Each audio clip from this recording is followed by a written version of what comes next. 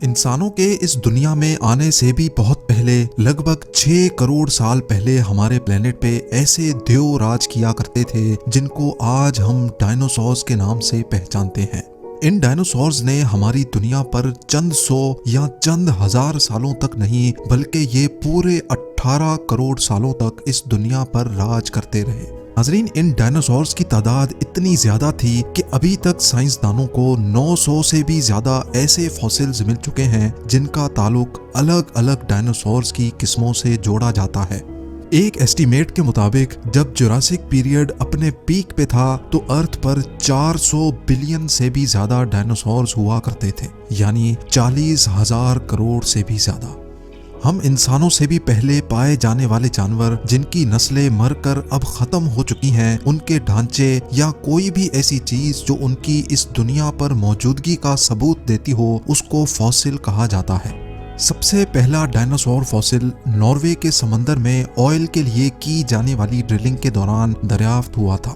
ये फॉसिल समंदर के बॉटम से भी 2250 मीटर नीचे दफन हो रखा था। करोड़ों साल तक जमीन के अंदर दफन रह जाने की वजह से फॉसिल का अपनी असली हालत में रहना काफी ज्यादा मुश्किल होता है। ज्यादातर फॉसिल्स तो गल कर ऑयल बन जाते हैं जिनको हम प्रोसेस करके फ्यूल के तौर पे इस्तेमाल करते हैं। कई बार उनकी सिर्फ टूटी फूटी हड्डियों के हिस्से मिल पाते हैं या अगर बहुत हो जाए तो उनका सिर्फ ढांचा ही मिल पाता है। अगर गूगल पर डायनासोर्स टाइप करके सर्च किया जाए तो एक लंबी लिस्ट सामने आ जाती है। ये सब उन डायनासोर्स की किस्में हैं जिनके फॉसिल्स के चंद हिस्से हमें मिले थे। इन हिस्सों को जोड़कर और मुख्तलिफ जगह से इनके फुटप्रिंट्स का मुआयना करके एक अंदाजा लगाया जाता था कि ये देव दिखते कैसे थे, इनका चलने का अंदाज कैसा था और ये क्या कुछ खाते थे। अभी तक हमें कोई एक भी ऐसा डायनासोर फॉसिल नहीं मिला जो बिल्कुल अपनी असली हालत में मौजूद हो, लेकिन अब अनकरीब मिलने जा रहा था। 2011 में शॉन फंक नामी शख्स कनाडा की एक माइन पर खुदाई का काम कर रहा था। ये खुदाई जमीन में 200 फीट डीप सेंकोर मिलीनियम माइन के लिए की जा रही थी जो कनाडा की प्रोविंस एल्बर्टा में वाक़ है। दोपहर के 1:30 बज रहे थे और खुदाई का काम जोरों शोरों से चल रहा था। वैसे तो यहाँ की मिट्टी बिल्कुल सॉफ्ट थी और इसी वजह से एक्सकवेटर को ज्यादा जोर भी नहीं लगाना पड़ रहा था, लेकिन फिर एक पॉइंट ऐसा आया जब एक्सकवेटर को अपने दांत मिट्टी में धंसाने के लिए जोर लगाना पड़ा।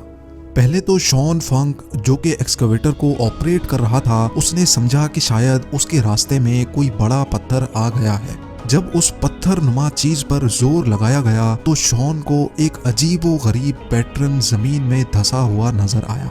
चारों तरफ डार्क ब्राउन मिट्टी और उसके बीच में एक ऐसा पैटर्न जिसके अंदर इस तरह के सर्कल्स बने हुए थे। ये मंजर देखकर शॉन की जगह कोई भी होता तो वो उसको देखने के लिए जरूर रुक जाता, और एग्जैक्टली शॉन ने भी ऐसा ही किया।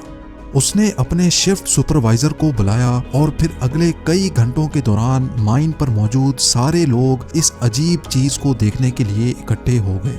लेकिन फिर हकीकत से तो तब पर्दा उठा जब रॉयल टेरल म्यूजियम से ताल्लुक रखने वाले डॉक्टर डोनाल्ड हेंडरसन ने सीन में एंट्री मारी।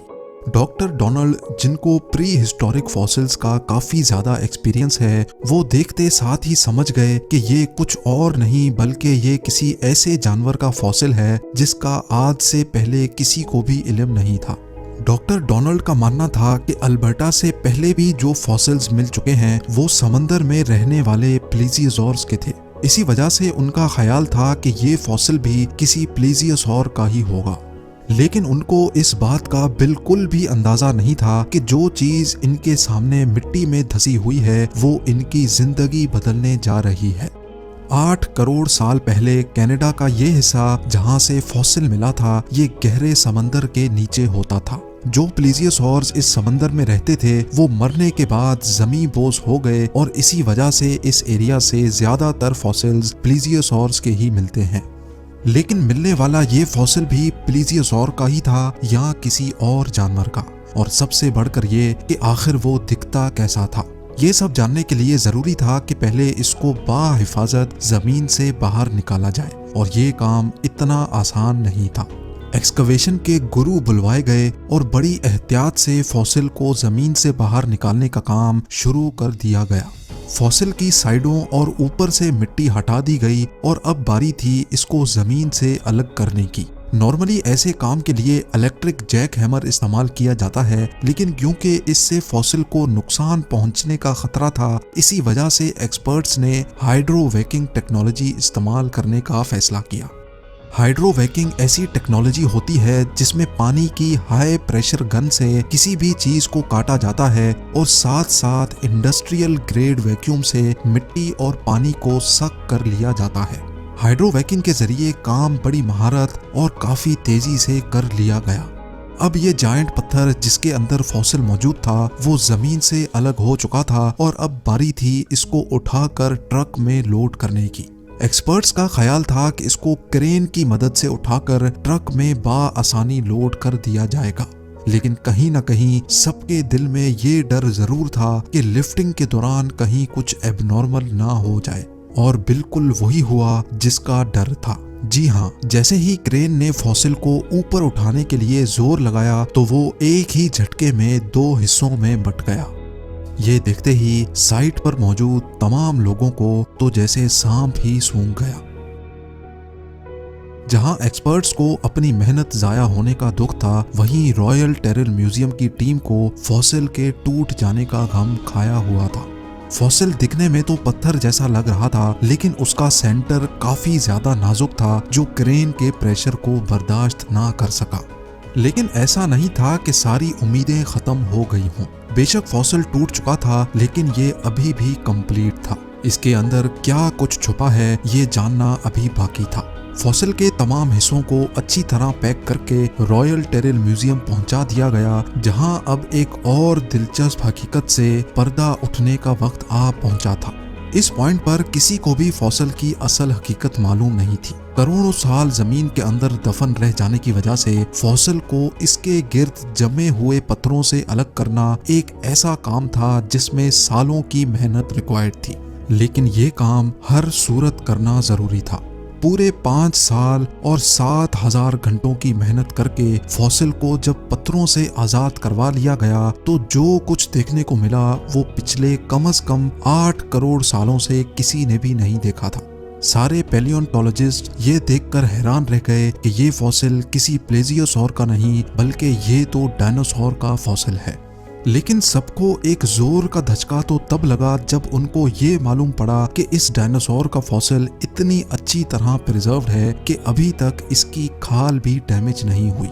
ये दुनिया का वाहिद ऐसा डायनासोर था जो हमें बिल्कुल असली हालत में मिला था।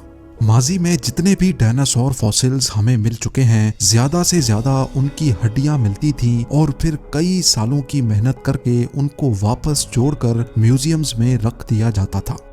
रेडिश ब्राउन कलर की स्किन, सेल्फ डिफेंस के लिए पूरी बॉडी पर आर्मर्ड जैकेट और 3.5 टन वजनी इस डायनासोर के बारे में इससे ज्यादा और कुछ मालूम नहीं था।